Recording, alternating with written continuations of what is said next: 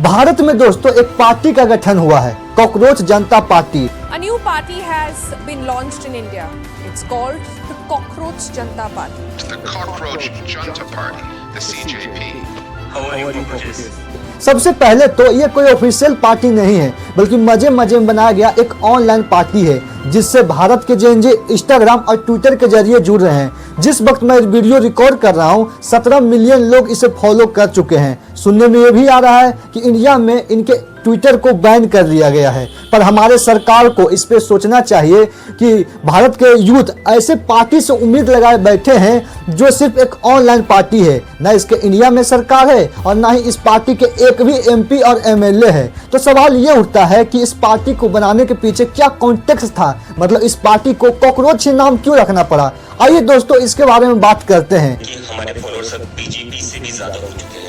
इसकी शुरुआत सीजेआई सूर्यकांत के एक बयान से हुई, जब उन्होंने 15 मई 2026 को सुप्रीम कोर्ट में एक सुनवाई के दौरान भारत के अनएम्प्लॉयड यूथ को कॉकरोच और पैरासाइट से कंपेयर कर दिया। उनका कहना है कुछ पैरासाइट बनकर सिस्टम पर अटैक करते हैं, कुछ बेरोजगार युवा जिन्हें कहीं जॉब नहीं मिलती, उनमें से कुछ लोग सोशल मीडिया में चले जाते, कुछ मीडिया में, और कुछ आरटीआई एक्टिविस्ट बन जाते हैं और वे हर किसी पर हमला शुरू करते हैं। बस इसी बयान के बाद सोशल मीडिया पर कॉकरोच जनता नाम की ऑनलाइन पार्टी वायरल हो गई।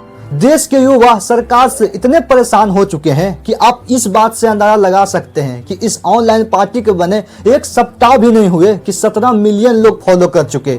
इस आशा के साथ कि असली मुद्दों पर बात होगी, महंगाई बेरोजगारी पर बात होगी। जैसे इंडिया में अभी आईपीएल चल रहा है, ये नहीं Indian paper leak. Recently NEET UG 2026 का पेपर लीक हुआ।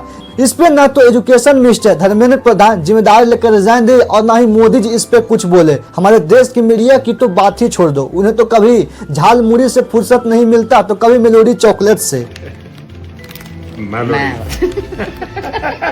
हालांकि दोस्तों सोशल मीडिया पर विवाद बढ़ने के बाद सीजेआई सूर्यकांत सर ने सफाई दी कि उनके बयान को गलत तरीके से पेश किया गया। उनका इशारा देश के युवाओं की तरफ नहीं बल्कि फर्जी डिग्री लेकर जॉब में घुसने वालों की तरफ था। लेकिन तब तक देर हो चुकी थी। जब किसी देश का यूथ जाग जाता है ना, तो बड़े से बड़े करप्ट लीडर को उसे कुर्सी से हटाने का दम रखता है।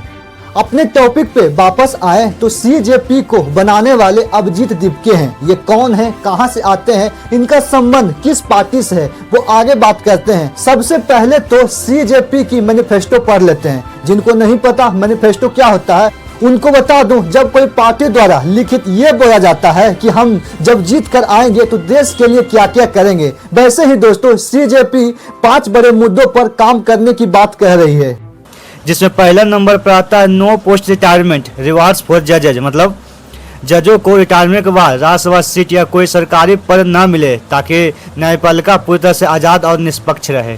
दूसरा है प्रोटेक्ट एवरी लेजिट वोट, मतलब वोटर्स की सुरक्षा। अगर किसी असली वोटर का नाम लिस्ट से कटा तो चीफ इलेक्शन कमीशन पर सख्त कानून के तहत कार्रवाई होगी। तीसरा है 50% रिजर्वेशन फॉर वुमेन, मतलब महिलाओं को 50% तक हक मिलेगा, मतलब संसद में 50% आरक्षण मिलेगा। चौथा है इंडिपेंडेंस मीडिया नॉट गोदी मीडिया, मतलब फ्री और इंडिपेंडेंट मीडिया। अभी आप देख ही रहे होंगे हमारे देश के मीडिया किस तरह से कवर करती है। पांचवा है 20 year ban of political defection, मतलब दल बदल पर 20 साल तक बैन हो सकता है। जैसे राघव चड्ढा अभी आम आदमी पार्टी से इसमें चला है बीजेपी में, तो उन लोगों के लिए कानून बनेगा। अगर पार्टी बदलते हैं तब 20 साल तक उन्हें बैन कर दिया जाएगा। अब अभिजीत दीपके की बात करते हैं तो ये अमेरिका में रहते हैं, वैसे ये इंडिया से हैं। वहीं से कॉकरोच जनता नाम की ऑनलाइन पार्टी बनाई। सीजेपी के समर्थन में बड़े बड़े यूट्यूबर्स आए, यहाँ तक कि ध्रुव राठी ने भी इस पे वीडियो बनाए। अचानक इसके फॉलोवर इतने बढ़ गए, लोग इसके बारे में चर्चा कर रहे हैं। अब जब बीजेपी या फिर अन्य भक्तों को इसके फॉलोवर्स हजम नहीं हो रहे हैं तो इसे दबाने के लिए वही घिसा पीटा शब्द का इस्तेमाल कर रहे हैं कि इसके आधे से ज्यादा फॉलोअर्स पाकिस्तान और बांग्लादेश से हैं। लेकिन दोस्तों मुझे इस पार्टी को लेकर डिसअपॉइंटमेंट ये हुई कि इस पार्टी के जो फाउंडर हैं अभिजीत दीपके आम आदमी पार्टी से लिंक है, मतलब ये आम आदमी पार्टी में काम करते थे। अब आप कहोगे इससे क्या फर्क पड़ता है, ये तो जेएनजे की पार्टी है, इन्होंने तो नीट पर भी बोले, यहाँ तक कि धर्मेंद्र प्रधान से रिजाइन करने को भी कहा। तो यहाँ फर्क पड़ता है भाई। हमने कुछ ही महीने पहले राघव चड्ढा को देखा, वो भी तो जेएनजे की आवाज उठा रहे थे, उनके भी तो फॉलोवर्स बढ़ रहे थे। फिर क्या हुआ, बीजेपी ज्वाइन कर लिए और उसके बाद एक भी शब्द नहीं बोले।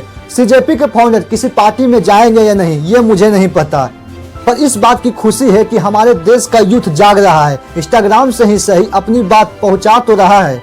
बाकी आप जेएनजे की आवाज बनो, देश की असली मुद्दों पर बात करो, हम सब आपको जरूर सपोर्ट करेंगे। पर हाँ, ये मत भूल जाना कि हम यूथ आंख बंद करके किसी पार्टी पर भरोसा कर लेंगे, चाहे आपकी पार्टी कॉकरोच जनता पार्टी ही क्यों ना हो।